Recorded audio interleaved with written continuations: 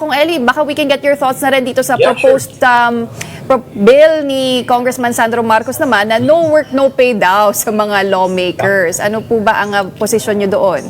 We fully support the presidential son and our majority floor leader. Napakaganda po ng panukalang batas ni Representative Sandro Marcos.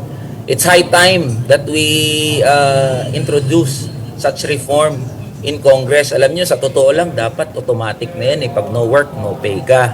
Kasi ang mga manggagawa sa pribadong sektor, pag di pumasok, walang sahod. Pag na-late, bawas.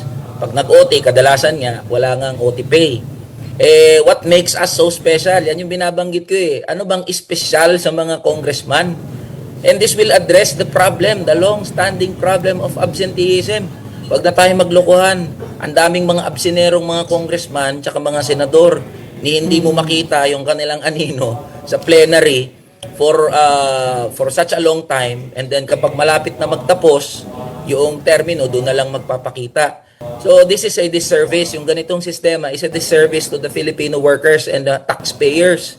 Imagine, congressmen are earning 300,000 a month SG, salary grade 31. Pero kahit umabsent sila, hindi sila magpakita, hindi mag-report sa duty, makukuha ng buo yung kanilang benepisyo at mga sahod.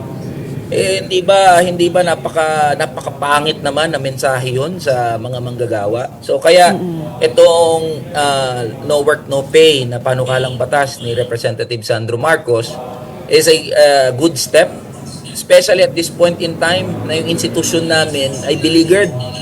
Napakababa ng tiwala ng mga tao sa Kongreso. We must start reforms from within ourselves.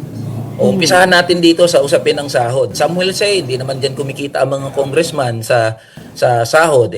Yung iba naman, iba ang pinagkakakitaan. Still, this is a good step para magkaroon ng lively debates, plenary debates. Ang problema, alam nyo, pag nasa plenary ako, iilan na lang kami na nandoon eh. Wala pa sa 20. Yung mga congressman, di ba? Paano magkakaroon ng masigla at masayang debate at paano magiging productive yung mga deliberation sa Kongreso kung puro absent yung kasama namin. So we support and we will rally behind the proposal of House Majority Leader Sandro Marcos.